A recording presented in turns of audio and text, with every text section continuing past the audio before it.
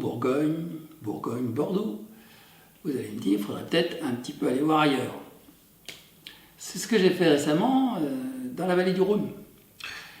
Et j'ai été visiter la cave Yves Cuilleron, qui se situe sur la petite commune de Chavanais, dans le département de la Loire. On est à peu de distance de Condrieu, un peu plus au nord, ou en descendant vers Tain-l'Hermitage et plus loin Valence.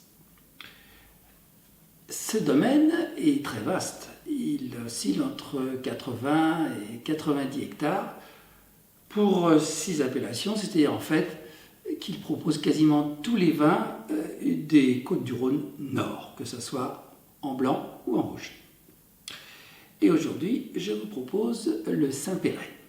Saint-Péray, c'est une commune qui est la plus au sud de cette région-là, à très peu de distance de Valence, et qui a été très longtemps connue pour ses vins pétillants. Mais aujourd'hui, le marché a changé et les viticulteurs font des blancs tranquilles, des blancs secs. Ce marché des vins pétillants, en fait, a migré en quelque sorte un peu plus loin dans la Drôme avec 10 sacs clairettes. Pour ce que j'en ai goûté personnellement, c'est pas toujours des vins très passionnants, mais reconnaissons qu'ils ne sont pas chers. Justement, à propos de prix, en vallée du Rhône, les conditions d'exploitation sont souvent difficiles. Les vignobles sont sur des terrasses très pentues, pas de mécanisation possible bien sûr, et des rendements assez bas. Les sols sont un peu difficiles à travailler sur une base de granit qui, vers le bas, s'effrite en une sorte de sable. Tout ça pour expliquer que forcément les cours s'en ressentent. Il ne faut quand même pas confondre d'ailleurs les cours au sommet des Côtes-Rôties, Cornat, Hermitage, avec d'autres appellations où on fait encore d'excellentes affaires, Saint-Joseph, Gros-Hermitage par exemple, et les Saint-Péray qui ont des cours raisonnables. Celui-ci coûte 16 €. Il s'agit du millésime 2019. Question cépagement, moitié Marsanne ou moitié Roussanne. Cépage extrêmement classique dans le sud de la France pour les blancs secs.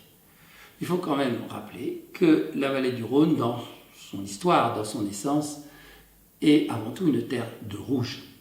Et même si le Condrieu, avec le cépage vionnier, est un cas particulier, la règle générale quand même, ce sont des sols très propices aux grands vins rouges, notamment de Syrah.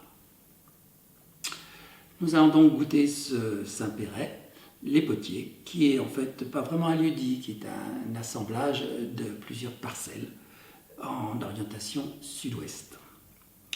Nous allons goûter ça.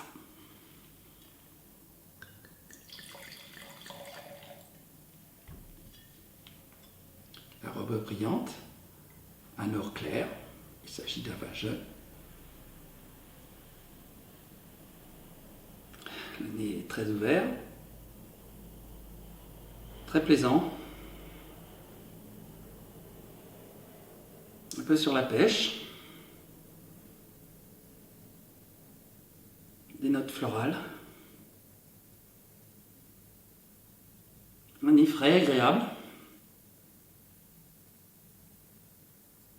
des petites notes un peu plus sucrées.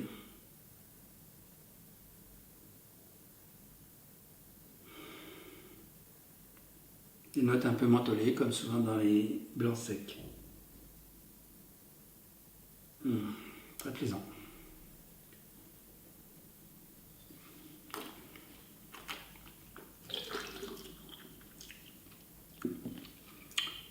La bouche est assez bien concentrée.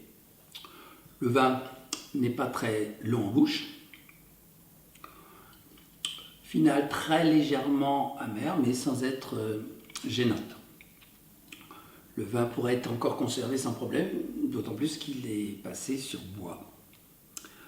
C'est le rapport qualité-prix. Pour la région, il n'y a pas de critique à faire. Maintenant, si on élargit un peu les comparaisons, et certains cas Bordeaux, dans les Graves du Sud, on aura des vins plus aboutis, un peu plus élégants. Et le chardonnay bourguignon avec ses chablis, évidemment, sont des vins plus fins, mais aussi avec une acidité très pointue. Tandis que ce vin-là est quand même d'un bel équilibre. Il faut dire aussi qu'il subit la fermentation malolactique, ce qui n'est loin d'être le cas en général pour les blancs secs. J'aurai d'ailleurs l'occasion de vous en reparler. À bientôt.